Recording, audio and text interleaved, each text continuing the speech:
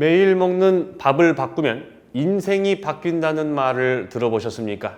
당뇨, 치매, 내장지방, 혈관질환까지 모두 밥으로 예방이 가능한데요. 그런데 핵심은 밥이 아니라 밥을 먹는 방법과 습관을 뜯어 고치는 것이었습니다. 특히 밥숟가락을 들기 전에 미리 먹으면 다이어트와 내장지방을 없애주는 정체에 대해서도 오늘 꼭 알아두시기 바라겠습니다.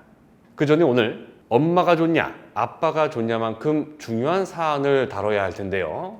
부드럽게 넘어가는 지름밥, 밥알이 씹히는 꼬들밥 중에서 여러분들은 어떤 밥을 더 좋아하시는지 댓글에 적어주세요. 그 외에 다른 밥도 괜찮습니다. 시청자 여러분들께서 주신 귀한 통계 자료를 가지고 한국인의 밥상과 관련된 더 중요한 영상을 만들겠습니다. 여러분들의 소중한 의견 항상 감사드립니다. 우리 한국인들에게 밥이라는 글자 하나는 엄청나게 많은 의미를 담고 있죠. 언제 밥이나 한번 먹자는 인사말은 정말로 밥을 먹자는 얘기가 아닙니다. 밥 잘 챙겨 먹고 다니라는 부모님 말씀에는 헤아릴 수 없을 만큼 커다란 뜻이 숨어 있는데요.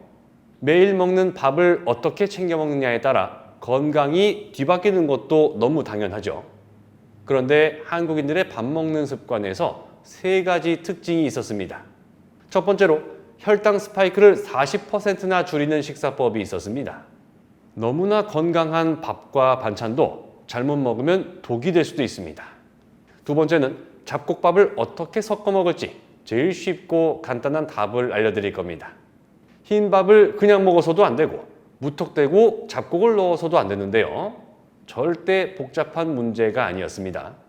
마지막 세 번째는 밥 먹기 전에 먹으면 내장 지방을 줄이고 혈당을 낮춰주는 반찬을 알려드리겠습니다. 구하기 쉽고 저렴하지만 건강에 최고의 재료이기 때문에 오늘부터 바로 드셔보시기 바랍니다. 한식이 건강에 좋다는 이유는 밥 때문이 아니죠. 진짜 주인공은 밥이 아니라 반찬입니다. 좀 더 냉정하게 말하자면 쌀밥은 에너지를 얻는 수단에 불과하고요. 우리에게 중요한 영양소들을 제공하는 건 반찬입니다. 그런데 식사를 하는 모습을 보면요. 일단 밥부터 입에 넣고 그 다음에 반찬을 넣고 씹다가 삼키죠. 과학적으로 접근하면 이게 굉장히 잘못된 겁니다. 정작 천천히 오랫동안 씹어야 소화가 잘 되는 건 반찬인데요. 밥보다 입안에 머무는 시간은 더 짧기 때문입니다. 그러니까 이제부터는 반찬을 먼저 먹고 밥을 먹는 걸로 순서를 바꿔보시기 바랍니다. 일본 연구팀에서 실험을 해봤답니다. 밥보다 고기나 생선 반찬을 먼저 먹는 걸로 순서를 바꿔본 건데요.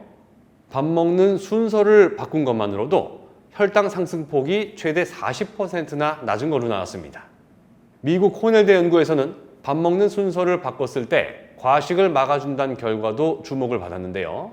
근데 더 중요한 게 있습니다. 밥보다 반찬을 먼저 먹는 게 익숙해지고 나면 싱거운 반찬에 대한 거부감이 사라질 겁니다.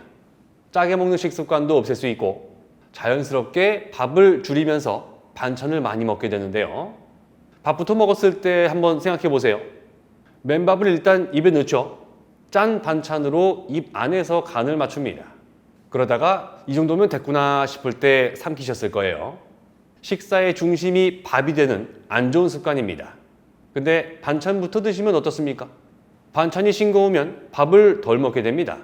혈당을 끌어올리는 탄수화물 섭취량은 줄어들고 비타민, 무기질, 식이섬유, 항산화 물질처럼 더 중요한 영양소는 늘어나겠죠? 이거 정말 많은 전문가들이 강조하고 또 강조하는 부분이니까요. 오늘부터 당장 해보시면 좋겠습니다. 요새는 아마 흰쌀로만 밥 지어서 드시는 분들이 많이 안 계실 거예요.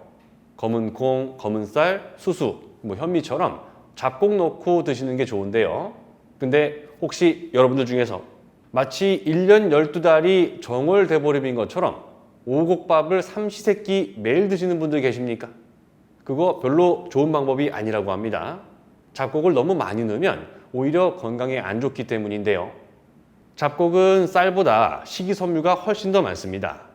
그래서 혈당이 덜 올라가니까 인슐린 저항 때문에 당뇨병이 생길 확률을 낮춰준다고 알려져 있습니다. 그런데 잡곡을 쌀보다 더 많이 넣는다거나 종류가 늘어날수록 소화시키기가 힘들어집니다. 식이섬유가 암만 좋다 그래도 이게 적당해야지 한꺼번에 너무 많이 먹으면 소화 흡수가 안 돼서 위장에 부담을 준다고 하니까요. 제대로 소화가 안 된 음식물이 장까지 가면 가스가 많이 생깁니다. 잡곡이 많이 들어가면 그만큼 또 오래 씹어야 돼서 턱 관절에 좋지 않다는 의견도 많거든요. 그래서 3대7 법칙이란 말이 나온 것 같습니다. 잡곡 30%에 흰쌀 70%를 넣는 게 가장 이상적인 비율로 알려져 있고요. 곡물은 3가지 들어가는 게 적당하다고 하니까 잡곡은 2종류만 넣는 게 좋겠습니다. 뭐 예를 들면 하루는 검은 콩이랑 수수, 하루는 현미랑 기장 이런 식이죠. 그리고 또 중요한 게 아까 처음에 제가 여쭤본 거 있었죠.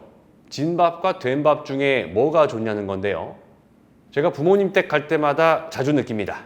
저는 된밥을 좋아하는데 아버지가 진밥을 좋아하시거든요. 이게 둘 다 장단점이 있답니다.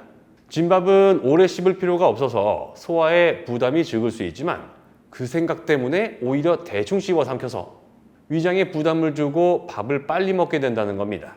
된밥은 천천히 먹게 된다는 장점이 있지만 오래 씹어야 되니까 치아나 턱에 안 좋다는데요. 이건 개개인 식습관에 맞춰서 단점을 줄이는 쪽으로 골라 드시는 게 좋겠습니다. 관절이 안 좋으신 분들은 진밥, 밥을 급하게 드시는 분들은 된밥 이렇게요. 혹시 현미밥 해 드실 때 소주도 같이 넣어주시면 항산화 물질이 많아진다고 합니다. 농촌진흥청에서 현미밥에 소주를 넣었더니 폴리페놀 함량이 17% 늘어났다는 자료가 나왔는데요.